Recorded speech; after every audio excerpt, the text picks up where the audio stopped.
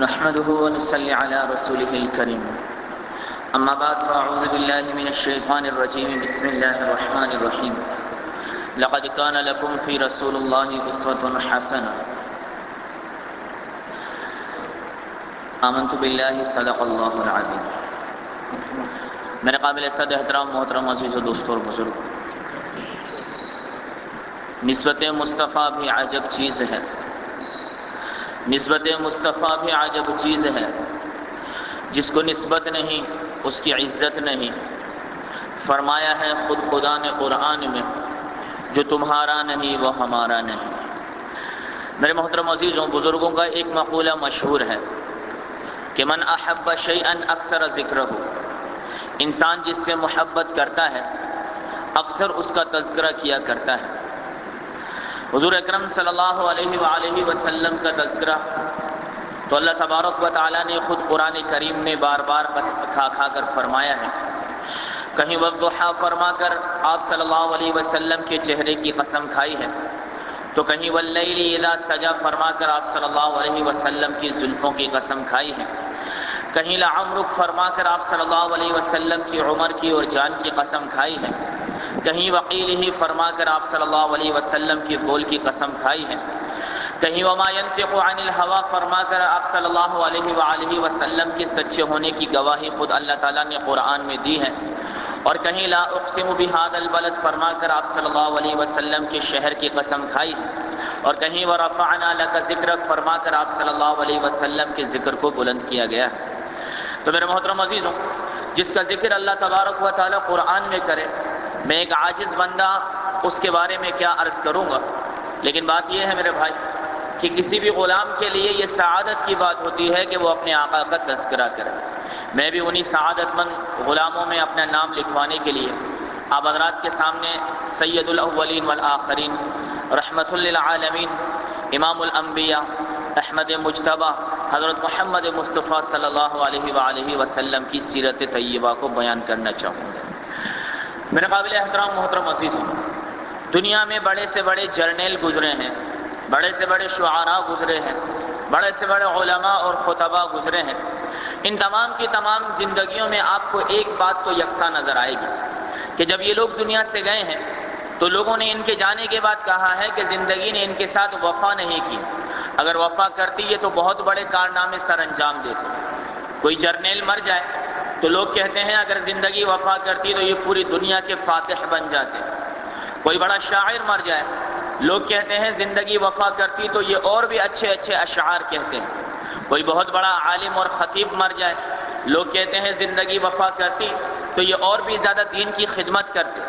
غرض یہ کہ جو بھی دنیا سے گیا ہے وہ اپنے مقصد کو پورا کر کے نہیں گیا، لیکن ایک ہستی اس دنیا میں ایسی آئی ہے جو میرے محترم عزیزوں دن کے اجالے کے اندر اور پورے ہوش و حواس کے اندر اپنے 1,24,000 نام لیوا صحابہ کرام کے درمیان یہ بات کہتی ہے کہ لوگوں، مجھے جس مقصد کے لیے دنیا میں بھیجا گیا تھا آج میں نے وہ مقصد پورا کر لیا۔ تمام صحابہ کرام نے ایک زبان ہو کر فرمایا کہ آپ نے صدقت یا رسول اللہ، آپ نے سچ فرمایا ہے اللہ کے رسول۔ آپ صلی اللہ علیہ وسلم نے آسمان کی طرف انگلی اٹھائی اور فرمایا اللہم اشہد، اے اللہ تو گواہ رہنا۔ یہ میرے محترم عزیز و سرکار دو عالم صلی اللہ علیہ وسلم کا وہ معجزہ ہے، اور آپ صلی اللہ علیہ وسلم کا یہ کمال ہے کہ رہتی دنیا تک نہ آج تک کوئی انسان یہ کمال اپنے اندر پیدا کر سکا ہے، اور نہ آئندہ موت تک کوئی انسان یہ کمال جو ہے اپنے اندر پیدا کر سکتا ہے۔ حسن رسول کے بارے میں میرے محترم عزیزوں کیا کہیے، ایک صحابی رضی اللہ تعالی عنہ سے ابن مسلمہ رحمت اللہ علیہ نے سوال کیا کہ آپ صلی اللہ علیہ وسلم کے حسن و جمال کے بارے میں ہمیں کچھ بتائیے۔ وہ صحابی فرماتے ہیں کہ آپ صلی اللہ علیہ وسلم کی پیشانی بڑی کشادہ تھی، آپ صلی اللہ علیہ وسلم کی بھویں بڑی دل فریب تھی، آپ صلی اللہ علیہ وسلم کا چہرہ جو تھا وہ بڑا کشادہ تھا اور بڑا دیدہ زیب تھا، اور چہرے پر سفیدی اور سرخی کو ملا کر اللہ تبارک و تعالیٰ نے قدرتی رنگ بنایا تھا۔ آپ صلی اللہ علیہ وسلم کا سینہ مبارک کشادہ تھا اور پیٹ اور سینہ بالکل برابر تھے، اور دونوں مونڈوں کے درمیان آپ صلی اللہ علیہ وسلم کی مہر نبوت تھی۔ میرے محترم عزیز و دوست اور بزرگوں، حضور اکرم صلی اللہ علیہ وآلہ وسلم خود ارشاد فرماتے ہیں کہ میرا بھائی یوسف جو تھا اس کو اللہ تعالیٰ نے سبیح بنایا تھا، اور مجھے اللہ تبارک و تعالیٰ نے ملیح بنایا ہے۔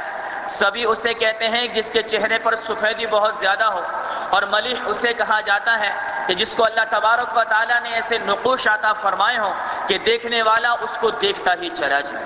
یہی وجہ ہے میرے محترم عزیزوں کہ حضرت حسان بن ثابت رضی اللہ تعالی عنہ فرماتے ہیں وَأَحْسَنَ مِنْكَ لَمْ تَرَ قَطُّ عَيْنِي، آپ سے زیادہ حسین کسی آنکھ نے دیکھا نہیں۔ وَأَجْمَلَ مِنْكَ لَمْ تَلِدِ النِّسَاء، آپ سے زیادہ خوبصورت کسی ماں نے جنا نہیں۔ خُلِقْتَ مُبَرَّأً مِنْ كُلِّ عَيْبٍ، آپ کو اللہ تعالیٰ نے ہر عیب سے پاک پیدا کیا ہے۔ كَأَنَّكَ قَدْ خُلِقْتَ كَمَا تَشَاءُ، گویا کہ آپ ایسا ہی پیدا ہوئے ہیں جیسا آپ خود پیدا ہونا چاہتے تھے۔ امی عائشہ رضی اللہ تعالی عنہ فرماتی ہیں ایک شب چراغ بجھ گیا اور چراغ کے بجھتے ہی میرے ہاتھ سے سوئی گر گئی۔ چونکہ چراغ کے بجھنے کے بعد حجرہ مبارک کے اندر اندھیرا چھا گیا، میں اپنے ہاتھوں سے سوئی کو ٹٹولنے لگی، مجھے اندھیروں میں وہ سوئی نظر نہ آئی۔ اتنے میں سرکار دو عالم صلی اللہ علیہ وسلم حجرہ مبارک میں تشریف لائے۔ امی عائشہ فرماتی ہیں آپ صلی اللہ علیہ وسلم کے چہرے کے نور سے میں نے اس حجرے کے اندر اس سوئی کو تلاش کیا، اور فرمایا امی عائشہ رضی اللہ تعالی عنہا نے کہ لنا شمس وللآفاق شمس، ایک لوگوں کا سورج ہے اور ایک ہمارا سورج ہے۔ شمس الناس یطلع بعد الفجر، لوگوں کا سورج تو فجر کی نماز کے بعد طلوع ہوتا ہے۔ وشمس لنا یطلع بعد العشاء، اور ہمارا سورج عشاء کے بعد ہمارے حجروں میں طلوع ہوا کرتا ہے۔ آپ صلی اللہ علیہ وسلم کی رضاعی بہن حضرت شیمہ رضی اللہ تعالی عنہا بکریاں چڑھایا کرتی تھی، اور اکثر و بیشتر آپ صلی اللہ علیہ وسلم کو ساتھ لے جایا کرتی تھی۔ ایک مرتبہ اپنی امی حلیمہ سعدیہ رضی اللہ تعالی عنہا سے فرمانے لگی کہ امی جان آپ میرے بھائی محمد کو میرے ساتھ بھیج دیجیے، آج میں بہت تھکی ہوئی ہوں۔ حضرت حلیمہ سعدیہ رضی اللہ تعالی عنہا نے فرمایا کہ شیمہ یہ محمد تو چھوٹا سا ہے، اس کو تو اپنے ساتھ لے جائے گی تو یہ بکریاں چڑھانے میں تیری کیا مدد کرے گا؟ فرمایا امی بات یہ ہے کہ جب میں بکریاں چڑھانے جاتی ہوں تو میری بکریاں مجھے بہت پریشان کرتی ہیں، کوئی یہاں کو دوڑ جاتی ہے، کوئی وہاں کو دوڑ جاتی ہیں، ان کو اکٹھا کرنے میں مجھے بہت وقت لگتا ہے، بہت پریشانی ہو جاتی ہے۔ لیکن عجیب بات ہے امی کہ جب میرے ساتھ میرا بھائی محمد جاتا ہے تو میں اپنے بھائی محمد کو اپنی گود میں لے کر ایک درخت کے نیچے بیٹھ جاتی ہوں، میری بکریاں خود سے جلدی جلدی سے گھاس کھا کر اس درخت کے نیچے آ جاتی ہیں، اور میں اور میری بکریاں کئی گھنٹوں تک نے بھائی محمد کے چہرے کو دیکھتی رہتی ہیں۔ میرے محترم عزیزوں دوستوں اور بزرگوں، اس لیے کسی اللہ والے نے کہا ہے کہ سر سے لے کر پاؤں تک تنویر ہی تنویر ہے، سر سے لے کر پاؤں تک تنویر ہی تنویر ہے، جیسے منہ سے بولتا قرآن وہ تقریر ہے۔ سوچتی ہے ساری دنیا مصطفیٰ کو دیکھ کر، کیسا ہوگا وہ مصور جس کی یہ تصویر ہے۔ میرے محترم عزیزوں، ایک صحابی رضی اللہ تعالی عنہ آپ صلی اللہ علیہ وسلم کی خدمت میں بیٹھے ہیں، مسجد نبوی ہے، اللہ کے رسول کی فرمائے مجلس لگی ہے، اور 14ویں رات کا چاند آسمان پر چمک رہا۔ وہ صحابی کبھی آپ صلی اللہ علیہ وسلم کو دیکھتے، کبھی 14ویں رات کے چاند کو دیکھتے، بار بار یہ سلسلہ چلتا رہا۔ تھوڑی دیر بعد اٹھ کر کہنے لگے کہ یا رسول اللہ، خدا کی قسم آپ کا چہرہ اس 14ویں رات کے چاند سے بھی زیادہ حسین ہے۔ میرے محترم عزیزو، اسی لیے تو فرمایا کہ سعدی بابا فرماتے ہیں کہ فرمایا کہ دیروز در بستان سرا ہما توتیان خوشنوا، پڑھتی تھی نعت مصطفیٰ بلغ العلا بکمالہ، اور قمریاں بھی شوق میں ڈالے ہوئے سر توق میں کہتی تھیں اپنے ذوق میں کشفت دجا بجمالہ، اور بلبلیں بھی کو بکو لے لے کے ہر ایک گل کی بو کرتی تھی چرچا سو بسو حسنت جمیع خصالہ، چڑیوں کے سن کر چہچہے انسان بھلا کیوں چپ رہے، لازم ہے اس سے یہ کہے صلو علیہ وآلہ۔ سارے کے سارے بھائی درود شریف پڑھ لیں۔ اللہم صلی علی محمد وعلی آل محمد کما صلیت علی ابراہیم وعلی آل ابراہیم انک حمید مجید۔ اللہم بارک علی محمد وعلی آل محمد کما بارکت علی ابراہیم وعلی آل ابراہیم انک حمید مجید۔ میرے محترم عزیزو دوستو اور بزرگوں، یہ تو حسن رسول تھا۔ آپ صلی اللہ علیہ وسلم کے لعاب یعنی منہ سے نکلنے والے تھوک کے بارے میں کیا کہنا؟ غزوہ خیبر کا موقع ہے، سیدنا علی بن طالب رضی اللہ تعالی عنہ کی آنکھیں دکھنا شروع ہو گئی۔ آپ رضی اللہ تعالی عنہ اللہ کے رسول کی خدمت میں حاضر ہوئے اور فرمانے لگے یا رسول اللہ، میری آنکھوں میں بہت تکلیف ہو رہی ہے۔ آپ صلی اللہ علیہ وآلہ وسلم نے اپنا لعاب مبارک نکال کر حضرت علی رضی اللہ تعالی عنہ کی آنکھوں پر لگایا۔ سیدنا علی بن طالب رضی اللہ تعالی عنہ فرماتے ہیں کہ میری آنکھوں کی تکلیف جاتی رہی اور میری بینائی میں پہلے سے بھی زیادہ اضافہ ہو گیا۔ اسی طرح حضرت عتبہ بن خرقد رضی اللہ تعالی عنہ ایک صحابی گزرے، آپ کے جسم کے اوپر دانے نکل گئے، اور وہ دانے کسی علاج سے بھی جانے کا نام نہیں لیتے تھے۔ آپ صلی اللہ علیہ وسلم کی خدمت میں حاضر ہوئے، فرمانے لگے یا رسول اللہ میرے جسم پر دانے نکل گئے ہیں اور بڑا علاج کروایا لیکن یہ جانے کا نام نہیں لیتے، مجھے بہت تکلیف ہے۔ آپ صلی اللہ علیہ وآلہ وسلم نے اپنا لعاب مبارک نکال کر ان کو عطا کیا۔ انہوں نے آپ صلی اللہ علیہ وسلم کے لعاب مبارک کو اپنی ہتھیلی پہ مر کر پورے جسم پر لگایا، فوراً ہی ان کے دانے ختم ہو گئے۔ اور صحابہ کرام فرماتے ہیں اس دن سے عتبہ کے جسم سے ایسی خوشبو آتی تھی کہ ہم نے موت تک وہ خوشبو ان کے جسم سے محسوس کی ہے۔ آپ صلی اللہ علیہ وسلم کے پسینے کے بارے میں کیا کہنا؟ فرماتے ہیں صحابہ کرام رضوان اللہ تعالی علیہم اجمعین کہ جب اللہ کے رسول کو ہم بسا اوقات نہیں پاتے تھے تو ہم راستے کی خوشبو سے آپ صلی اللہ علیہ وسلم کو پہچان لیا کرتے تھے، اس لیے کہ آپ صلی اللہ علیہ وسلم کے پسینے میں ایک عجیب سی خوشبو تھی، اور جس جگہ سے آپ صلی اللہ علیہ وسلم گزرتے تھے کئی گھنٹوں تک وہ خوشبو وہاں آتی رہا کرتی تھی۔ ایک صحابی رضی اللہ تعالی عنہ آپ صلی اللہ علیہ وسلم کی خدمت میں حاضر ہوئے اور آپ صلی اللہ علیہ وسلم سے دعا کی درخواست کی کہ یا رسول اللہ میری بیٹی کی شادی ہے، آپ میری بیٹی کے لیے دعا فرما دیجیے۔ آپ صلی اللہ علیہ وسلم نے دعائے خیر فرمائی۔ جانے لگے تو فرمایا بات سنو۔ کہا جی یا رسول اللہ۔ فرمایا تمہارے پاس خوشبو ہے؟ کہا نا یا رسول اللہ میرے پاس خوشبو میسر نہیں ہے۔ آپ صلی اللہ علیہ وسلم نے ایک شیشی میں اپنے جسم سے چند قطرے پسینے سے نکال کر ان کو عطا کر دی۔ وہ صحابی گھر تشریف لے گئے اور اس فرمایا کہ پسینے کو ملا اور اپنے پورے گھر والوں کو لگایا۔ صحابہ اکرام فرماتے ہیں اس گھر سے ایسی خوشبو آیا کرتی تھی کہ اس گھر کا نام بیت الموتیین یعنی کہ خوشبو والوں کا نام رکھ دیا گیا تھا۔ لمس رسول، اللہ کے رسول جس کو چھو لیا کرتے تھے اس کا کیا کہنا میرے محترم عزیزوں؟ فرمایا آپ صلی اللہ علیہ وآلہ وسلم جب کسی چیز کو چھو لیتے تھے اس پر آگ حرام ہو جایا کرتی تھی۔ عبادہ بن صامت رضی اللہ تعالی عنہ بدری صحابی، ایک مرتبہ حضرت انس رضی اللہ تعالی عنہ کے گھر دعوت پر تشریف لے گئے۔ کھانا کھانے کے بعد ہاتھ پوچھنے کے لیے جو ہے وہ تولیے کی ضرورت پڑی۔ حضرت انس رضی اللہ تعالی عنہ نے اپنی باندی سے کہا کہ ان کو تولیہ لا کر دے دو۔ تولیہ لائے تو تولیہ ذرا میلا تھا۔ حضرت انس رضی اللہ تعالی عنہ نے اپنی باندی سے کہا کہ جاؤ یہ تولیہ صاف کر کے لے آؤ۔ حضرت عبادہ بن صامت رضی اللہ تعالی عنہ فرماتے ہیں کہ میں دیکھ رہا ہوں اور وہ باندی دوڑی ہوئی گئی اور اس تولیے کو اٹھا کر آگ میں ڈال دیا، اور میری آنکھیں دیکھ رہی ہیں کہ آگ تولیے کو جلا نہیں رہی ہے۔ تھوڑی دیر کے بعد باندی نے اس تولیے کو آگ سے نکالا اور لا کر عبادہ رضی اللہ تعالی عنہ کے ہاتھ میں دے دیا۔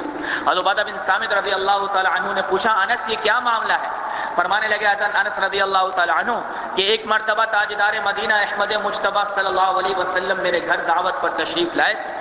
کھانا کھانے کے بعد آپ صلی اللہ علیہ وسلم نے اسی تولیے سے اپنے ہاتھ صاف کیے تھے۔ جس دن سے اس تولیے کو اللہ کے رسول کا ہاتھ لگا ہے اس دن سے آگ نے اس تولیے کو جلانا چھوڑ دیا ہے۔ ایک مرتبہ آپ صلی اللہ علیہ وسلم اپنی چہیتی اور لاڈلی بیٹی حضرت فاطمہ رضی اللہ تعالی عنہ کے گھر تشریف لے گئے۔ دیکھا تو حضرت فاطمہ رضی اللہ تعالی عنہ روٹیاں لگا رہی تھی۔ آپ صلی اللہ علیہ وسلم بھی جا کر بیٹھ گئے، محبت تھی بہت زیادہ، اور ان کے ساتھ روٹیاں کچھ آٹے کی بنا کر ان کو دینے لگے۔ حضرت فاطمہ رضی اللہ تعالی عنہ نے آپ صلی اللہ علیہ وسلم کی بنائی ہوئی روٹیوں کو بھی تندور میں لگا دیا، اور تھوڑی دیر کے بعد جب روٹیاں نکالنے کا وقت آیا تو بڑے غور سے تندور میں دیکھنے لگے۔ آپ صلی اللہ علیہ وسلم نے پوچھا کیا بات ہے؟ فرمایا ابا جان بڑی عجیب بات ہے کہ ساری روٹیاں پک رہی ہیں لیکن دو تین روٹیاں پکنے کا نام نہیں لے رہی۔ آپ صلی اللہ علیہ وسلم نے مسکرا کر فرمایا کہ بیٹی یہ وہی روٹیاں ہوں گی جن کو تیرے ابا کا ہاتھ لگ گیا ہے، اب قیامت کے دن تک اس گندم پر آگ کو حرام کر دیا گیا ہے۔ اور منہ مبارک کا کیا کہنا میرے محترم عزیزوں، آپ صلی اللہ علیہ وسلم کے بالوں کا۔ فرمایا حضرت خالد بن ولید رضی اللہ تعالی عنہ نے کہ آپ صلی اللہ علیہ وسلم کی حیاتی میں مجھے کچھ بال آپ صلی اللہ علیہ وسلم کے مل گئے، میں نے ان منہ مبارک کو اپنی ٹوپی میں سی لیا۔ میں اس ٹوپی کو پہن کر جس طرح کا بھی رخ کیا کرتا تھا اللہ تبارک و تعالی مجھے وہاں فتح نصیب کیا کرتے تھے۔ حضرت ام ہانی رضی اللہ تعالی عنہ فرماتی ہیں جب آپ صلی اللہ علیہ وسلم کے منہ مبارک تقسیم ہونے لگے تو دو تین منہ مبارک میرے بھی حصے میں آئے۔ میں ان منہ مبارک کو پانی میں بھگو دیا کرتی اور وہ پانی جس بیمار کو بھی میں پلایا کرتی تھی اللہ کے فضل و کرم سے اس بیمار کو شفا مل جایا کرتی تھی۔ میرے محترم عزیزوں، دوستوں اور بزرگوں، وہ عظمت والا نبی اللہ تبارک و تعالی نے مجھے اور آپ کو عطا فرمایا۔ خود آپ صلی اللہ علیہ وآلہ وسلم ارشاد فرماتے ہیں کہ میں اپنے ابا ابراہیم علیہ السلام کی دعا ہوں کہ انہوں نے دعا مانگی بیت اللہ کو تعمیر کرنے کے بعد کہ ربنا وبعث فیہم رسولا منہم بانفسہم یتلو علیہم آیاتہ ویزکیہم. اس دعا کے بدلے میں اللہ تبارک و تعالی نے محمد صلی اللہ علیہ وسلم عطا کیے اور اپنے بھائی حضرت عیسیٰ علیہ السلام کی بشارت ہوں. انہوں نے بشارت دی کہ من بعد اسمہ احمد، میرے بعد ایک نبی آئے گا جس کا نام احمد ہوگا. اور ارشاد فرمایا آپ صلی اللہ علیہ وسلم نے کہ میں اپنی ماں حضرت آمنہ کا خواب کی تعبیر ہوں. حضرت آمنہ رضی اللہ تعالی عنہا نے خواب میں دیکھا کہ ان کے فرمایا کہ جسم سے ایک نور نکل رہا ہے جو مشرق اور مغرب دونوں کو روشن کر رہا، اور وہ نور حضور اکرم صلی اللہ علیہ وآلہ وسلم کی صورت میں اللہ تبارک و تعالی نے عطا فرمایا. اس لیے فرمایا کسی شاعر نے کہ نازاں ہے جس پر حسن وہ حسن رسول ہے، نازاں ہے جس پر حسن وہ حسن رسول ہے، یہ کہکشاں تو آپ کے قدموں کی دھول ہے. ایک کاروان شوق یہاں سر کے بل چلو، طیبہ کے راستے کا تو کانٹا بھی پھول ہے. یہ وہ نبی ہے میرے محترم عزیز و دوست اور بزرگوں کہ حضرت موسیٰ علیہ السلام سے اللہ تبارک و تعالی ہم کلامی کرتے رہے ساری زندگی کرتے رہے. ایک مرتبہ فرمایا یا باری تعالیٰ تو یہ دیکھنا چاہتا ہوں. اللہ تبارک و تعالی نے فرمایا یہ تیرے بس کی بات نہیں موسیٰ، میرے فرمایا کہ حسن و جمال کی تو تاب نہیں لا سکے گا، اور فرمایا میرا جو نور ہے اس کی تو تاب نہیں لا سکے گا. کہنا یا باری تعالیٰ دیکھنا چاہتا ہوں. موسیٰ علیہ السلام اللہ کے لاڈلے تھے، ضد کیا کرتے تھے اللہ تبارک و تعالی سے. اللہ تعالیٰ نے فرمایا اچھا یہ میری تجلی ایک پہاڑ پر پڑتی ہے، پہلے تو پہاڑ کو دیکھ لے پھر مجھے دیکھنے کی بات کرنا. اللہ تبارک و تعالیٰ نے اپنی تجلی کو ایک پہاڑ پر ڈالا. اللہ تعالیٰ کی تجلی کی برکت سے وہ پہاڑ ریزہ ہو گیا. حضرت موسیٰ علیہ السلام یہ دیکھ کر بے ہوش ہوئے اور فرمایا کہ 40 دن تک حضرت موسیٰ علیہ السلام بے ہوش رہے. 40 دن بعد اٹھے اور اللہ تعالیٰ کو دیکھنے کی ضد بند کر دی. لیکن ہمیں اور آپ کو اللہ تعالیٰ نے ایسا نبی عطا فرمایا میرے محترم عزیزوں کہ جس کو اللہ تبارک و تعالیٰ نے معراج کے موقع پر ایک بار نہیں 2 مرتبہ نہیں 9 مرتبہ چوتھے آسمان سے دوبارہ فرمایا عرش معلی پر بلا کر اپنا دیدار کروایا ہے. یہ صرف اور صرف شان محمد عربی صلی اللہ علیہ وسلم کو اللہ تبارک و تعالی نے عطا فرمائی.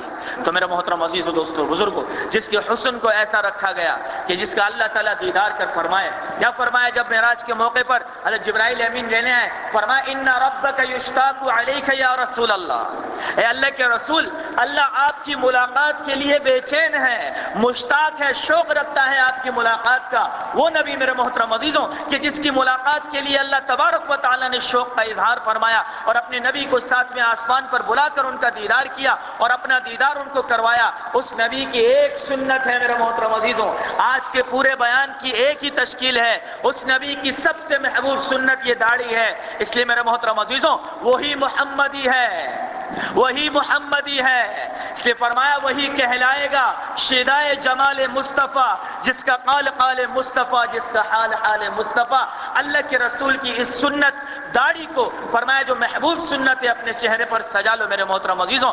اللہ یہ جہان بھی بھلا کرے گا، اللہ وہ جہان بھی بھلا کرے گا. یہ داڑھی اللہ کے رسول کے چہرے پر تھی میرے محترم عزیزوں. ہم کس منہ سے فرمایا کہ ایک نائی کے آگے اپنی گردن جھکا کر اس داڑھی کو اپنے چہرے سے اتارتے ہیں اور پھر شیشہ دیکھ کر کہیں ہم خوبصورت لگتے ہیں. انا للہ و انا الیہ راجعون. جو نبی کے چہرے پر بال تھے، جو نبی کا چہرہ تھا، اسے تبدیل کر کے یہود اور نصارہ کا چہرہ بنا کر ہم یہ کہیں کہ میں نے نبی کی شباہت ختم کی اور یہود اور نصارہ کی شباہت اختیار کی اور اب میں خوبصورت لگ رہا ہوں، تو بعض علماء کے نزدیک داڑھی کٹوانے کے بعد اپنے آپ کو خوبصورت سمجھنے والا مسلمان ایمان سے بھی خارج سمجھا جاتا ہے. اس لیے بھائی کہ محمد سے وفا تو نے تو ہم تیرے ہیں، کہ محمد سے وفا تو نے تو ہم تیرے ہیں. ارے یہ جہاں چیز ہے کیا لوح و قلم تیرے ہیں. تو اللہ تبارک و تعالی ہم تمام مسلمانوں کو ہر چیز سے بڑھ کر آقا دو جہاں صلی اللہ علیہ وسلم سے محبت کی توفیق عطا فرمائے. وآخر دعوانا ان الحمد للہ رب العالمین.